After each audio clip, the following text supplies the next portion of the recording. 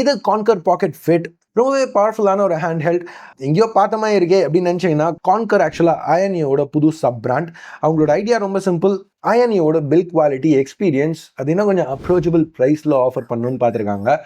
இங்கே உள்ள பார்த்தீங்கன்னா Snapdragon G3 Gen 3 இருக்குது. 8 Elite ஆப்ஷனும் அவைலபிளாக இருக்குது. இன்னும் பவர் வேணும்னா அது கூட 8, 12 இல்லை 16 GB வரைக்கும் LPDDR5X RAM-உம் 1 TB வரைக்கும் UFS 4 ஸ்டோரேஜும் ஆஃபர் பண்ணுறாங்க. ஆக்டிவ் கூலிங்கும் இருக்குது ஃபேன் இருக்கிறதுனால. ஸ்ட்ரெஸ் டெஸ்ட் பார்த்தீங்கன்னா கிட்டத்தட்ட பெர்ஃபார்மன்ஸ் லாஸே இல்லை. ப்ளஸ் ரொம்ப கூலாகவும் ரன் ஆகுது.